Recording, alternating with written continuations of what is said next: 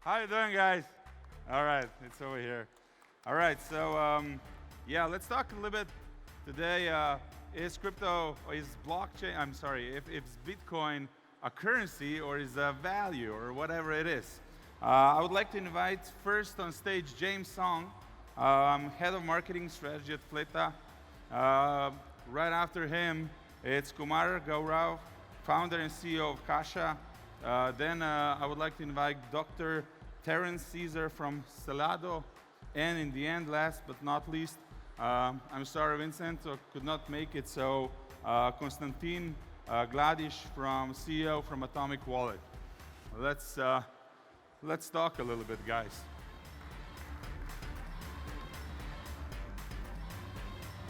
All right. So that people don't fall asleep. Uh, First of all, Terrence, welcome everybody, welcome. Um, Question for you. Is crypto system of trade or store of value? Well, I think it's a little bit of both. Really and truly, I think the question should be more posed as to whether crypto has any utility in the first place.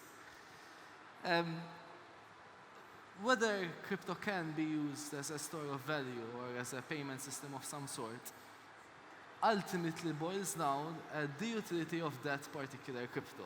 And in fact, at least in my view, the question should be more whether crypto has any utility, both actual and perceived.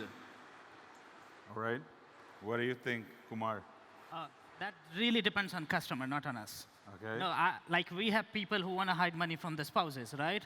Okay. And then for them, it's really a store of value. You don't want to lose everything, right, guys? So it's all depend on most on the user side because still it's such a new that people are still figuring out what they can do and can't do with that. And as a banking group, we just support the people who want to build a business on crypto or Bitcoin or any other blockchain-based asset or whatever fancy name you have. All right. What about James? If I ask you, you come from South Korea, right? Yeah, I mean, How do you look at that? yeah, coming from like Korean insights, I mean, the regulation it differs in every continent and every country, and it could be meaning differently to everybody. You know, from Korean side, like they're promoting the blockchain technology itself, but they're kind of banning the cryptocurrency itself. So like, kind of doesn't go too much. I mean, I believe in a Bitcoin, and it can be used as a currency, but they don't see that. I mean, politicians and the people in Korea think it's a bubble. So I think it differs into continent, which regulatory you have in your country. So yeah, that's All right. But let's maybe shift a little bit. Um, where is then the future of Bitcoin? Like, because is it then a store of value or is it the currency? Basically, I suppose that now its market is 90% of the speculation still, and the people just recognize Bitcoin like a store of value mostly. But I expect something will be changed once the Bitcoin gets second layer of scalability, like maybe Lightning or some other ways, and once it will be less volatility, so people will use it more for regular payments. Yes, that's what I'm expecting. What do you think, guys? I think it's more like in a future side, it's more on the payment side. Because we do have different blockchains coming, but no, I have nothing against anyone, but it's like seems like Bitcoin still is the best one, and it's working perfectly. It do have an issue, and it will have an issue because it's the technology, and it will grow with the adoption. But I think the fundamental that it will becomes more as a mainstream payment options, because that's where it's nailed, and it changed how this entire industry of payment and banking we started looking around. It's more the payment side. People always had a store of value, something which they were doing in one another way. But when it came to payment, that was total disaster. Before Bitwar, I was talking to, I think, you're co-founder, and he was telling, no, we use for all the international settlements of Bitcoin. We even don't want to use the SWIFT payments, right? And that's fantastic. That's a use case is working today. It's going to work, I think, also in future with maybe much better and advanced systems, but within a Bitcoin network. All right.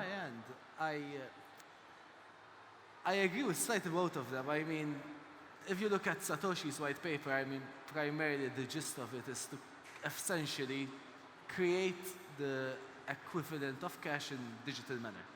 That is pretty much what the idea was in a nutshell.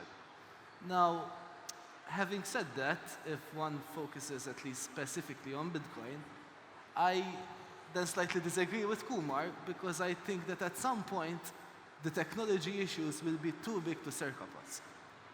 So I believe that if we focus specifically on Bitcoin, at some point someone will figure out how to actually implement the payment use case in a proper manner, which is scalable, which can, outlive the test of time. And I don't think that that will be Bitcoin because, the technology itself, unfortunately, has its own limitations. What do you think, James? Yeah, I mean, I agree with you guys, but at the end, like for Bitcoin to be a currency that can be used in anywhere in the world, there has to be the actual use case that could use Bitcoin to buy a bottle of water or a Pepsi. But I'm just trying to see what's holding back from the commercialization of blockchain. Even the Bitcoin is, even in Korea, it's hard to have one Bitcoin and buy a pizza, right? So I think it's a matter of time and what technology, or it could be a Bitcoin, that could be the actual use case of our lives, and that will be the kickoff, it being currency in any country in the world. So, It's really difficult for us that live in countries with stable currencies, let's say euro, US dollar, whatever. It's difficult to understand how big problem we're actually having in the world or solving in the world with cryptocurrencies. Let me give you an example. If you live in a high inflation market, let's say Argentina or Venezuela, people don't have an option to shift from their local currency that is losing on value into a digital currency that is more stable. Let's say it can be also stable coins, whatever, it can be also Bitcoins. They also have a problem to get the USD dollar into the country or any other currencies. So when we give crypto or digital cash to people in high inflation market, are we then becoming a currency or still store of value? You want to take?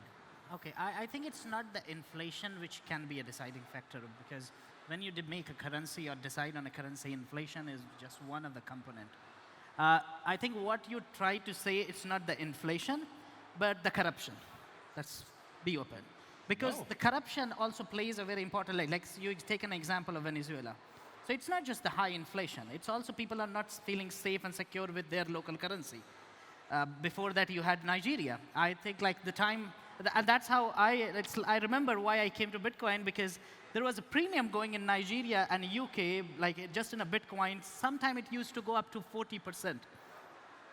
Because people were so insecure about the local Naira that they were giving away Naira to get whatever they can, even in Bitcoin or in US dollars. So when you have these kind of currencies where you, as a population, cannot see that what's going to happen with the future, or because inflation is a very cool word maybe given by the central bank, but the reality is different. It's reality in Zimbabwe was not inflation. They were not printing money just because there was inflation. It's just the system was completely broken. Everything which was required to have a stable currency was not there, other than a dictatorship. So it's, and more countries like this will come up. You will have Bitcoin or stable coin or any other thing which looks more stable than what existing option people have, they will move it to them. With Bitcoin, it's really easy to move because it's more famous, it's more stable. At least it does not, like with a stable coin, I still have my doubts as a banking group, is that it somehow, it's a good business for us, so nothing for the business against, but just going for the viewers or for the audience as what I feel as a person, not my company, is but when you talk about stable coins, again, you are putting your trust in someone back, right? You are saying that this stable coin is issued on some custodian which holds dollar, euro, pound, or whatever. Wow.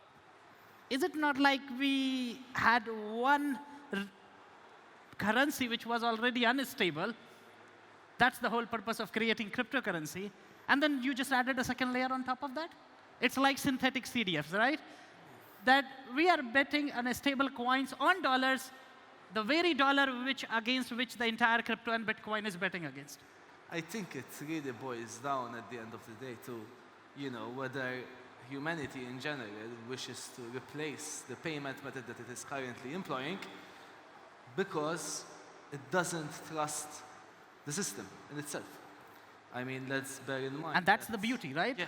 That yeah. is the fundamental. The thing is this, Everything is crypto was invented at the time that, we had a financial crisis and people were losing trust in, the old legacy systems and, wanted to move and trust the technology instead. Now, having said that, recently we have had a hint that someone out there may actually roll out a crypto which will be adopted by the masses. I mean, we are all aware of, the project of Libra and of Facebook. And, what happened was that people got scared. Regulators are all out against it. Most private businesses are also very worried about it. So I think at some point it boils down as to whether, humanity in general wants to replace the current currency system with something which is trusted, but trusted from a technology perspective. So James, what is it? So, I mean, Is it value or is it It's a- currency? the question starts like, are you going to use the cryptocurrency instead of get rid of all the stable, like euros or Korean won, yen? Are you gonna use instead of all those currencies? Like, because in high inflation countries, the cryptocurrency could be a big currency and it could be used instead of the current high inflation currencies. But countries like in Korea or Japan or US, our current currency is pretty much stable. So are we going to adopt the cryptocurrency as a new currency to get rid of all the current currencies that we are using right now? The papers are useless and let's use Bitcoin as a new currency. But I don't see it being used in Korea. Like there isn't any place that I can go and use Bitcoin as a currency right now. So, and I don't think it coming at like in next 3 years. So, in places like Argentina, which has like high inflation, there could be where it's place to be adopting those cryptocurrency as their new currency or the side currency to go along with their current currency. But the places where like Malta or Korea or USA, where their current currency is pretty much stable, I don't think the needs of the cryptocurrency in those countries. So, Konstantin, what do you do? Yeah, so actually you talked about stable coins, and I suppose it's really nice for merchants adoption. Yeah, but what I see in the reality, I have many partners to pay for different services, for advertisement, for another things, and all they charge me in dollars, but I pay in bitcoins. And that's what I am asking, like, guys, can I pay you in Cassar or something else? They told me, like, bitcoins or Ether. I say, okay, bitcoins. Yeah, that's a bit strange for me. Yeah, that's the reality. Yeah, and then once, as I told you before, like once it will be low volatility on the market, so I think people mostly will use a Bitcoin as a payment option. And another issue what I see, it's scalability. So Bitcoin is still not scalable, and it's a huge issue. Yeah, so technology should be ready for a mass adoption. Yeah. But what do you do at Atomic Wallet? At Atomic Wallet, so we are building the products. So we are building non-custodial wallets. So we support not only Bitcoin but a lot of other cryptocurrencies, and we are trying to do it as simple as we can, because 90% of the users in crypto they are newbies, and they don't care about what is the blockchain. They just wanted to get some Bitcoins, send, receive, maybe exchange. Yeah, but our huge mission is mass adoption, to teach new users, to explain what is a blockchain, how does it work, and at least you own your keys, you own your crypto, and it's a huge advantage of crypto. I think it's the number one. Okay, hypothetically, in 10 years, War. we all use Bitcoin, let's say. and we come to an economical crisis, Yeah. and we cannot stand Bitcoin like we stand money, right? What would happen? How would we come out of the economical crisis? Oh, that's too complicated question. I think we have 5 minutes to answer. That's not good. You cannot answer that question in 5 minutes. Let's try it out, but guys. just like because just James, he talked about Japan. I think I heard you mention something about Japan.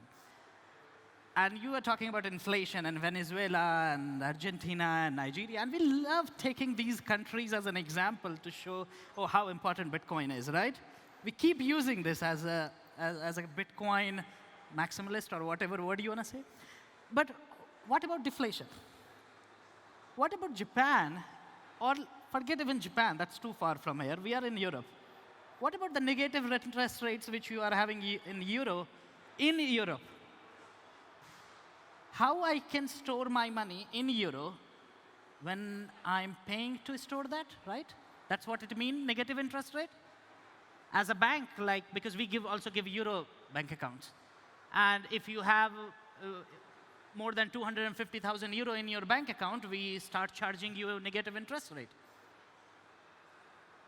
So I think in that case, we see, people should not actually keep money with us. They should go and buy Bitcoin because at least it's going to increase in value versus in euro. So let's forget about Nigeria, Venezuela, and everything and talk about Europe and negative interest rates. Maybe, when was the last time you were in Venezuela? No, I've never been to Venezuela. Exactly. So when you're in Venezuela, when you see all the money on the streets, and when people don't have an option to get any other currencies in the country, Yeah. then you will feel the pain that they're having when they want to transform anything they have into something more stable and then spend it. So a very important thing is that Bitcoin over there works. No, It's the only Bitcoin way. works there in Venezuela, and I'm saying it works. I'm saying it also will work in Europe. Because if you are storing, so Venezuela, it's proven use case. Nigeria, proven use case. I'm saying it also works in Japan, and it also works in Europe when you have negative interest rates coming. And when your 250,000 euro is decreasing every year versus if maybe in Bitcoin or anything other which can increase in value and still you have. So just coming back on your question that has a value, I think it can be used today as a store of value in Europe. Exactly. So We don't in need Europe, to go that far to take an example. of course. So in Europe, it's a store of value. We Yeah. agree on that because, I 100%. okay, in Venezuela, it's a currency, Payment. right? Yeah. It's What do we? What do I you think in both, the line Tell is, us a little is bit what you very... do. Sure. So first of all, I have a regulatory background. I am a lawyer who specializes in technology law, and I work at a law firm that has historically always placed itself as the forefront of technology regulation. Now, going back to the question, I think the line between whether it's for payments or store of value, I don't think it's really material. In the sense, look at currencies, look at gold. What is the utility of a currency is that you can use it to pay. Fair enough. Why does it have a store of values? Because people recognize it as such. Now, really and truly, if you look at whether crypto should be one or the other, I think it's both. The utility of crypto is that you can use it to pay and that it can have, in turn, a perceived store of value. Beyond that, crypto has many other use cases. So, really and truly, where do you draw the line? And nearly what is even the point of the conversation? It's what it is, I guess. This, in fact, for example, leads to the definition adopted in Malta. If you look at how Malta defines cryptocurrencies, it didn't even put together a definition. It basically addressed what are financial instruments under European law, what is the money, and that leaves you with a stratum of other DLT assets that do not fall under any particular kind of regulation. So the definition is by negative determination. It is not this, it is not that, therefore it is cryptocurrency, which in Malta we call it virtual financial assets. James, you have any last few words? Tell us also a little bit what you're doing. Yeah, I do marketing in FLETA, which is the mainnet platform in Korea, which interoperates with Ethereum. which we present a fast transaction, also high scalability. So I agree 100% on that. The countries where Venezuela needs it as a currency, but the question is, are they ready to adopt the cryptocurrency as a new currency, and are the infrastructure and their development is ready to adopt? And that's the question, and I think we need to advance more to those countries as you're interested. So I haven't visited Venezuela, but I've heard a lot about the high inflation and how Bitcoin could be the new currency of the country. So I think I see store of value in countries where it's more stable, but I think it needs to be a new currency in those countries, yes. Thank you very much, guys. Let's see. I hope that once it will be a currency everywhere, but even if it's a store of value and if people like to have it and use it, why not?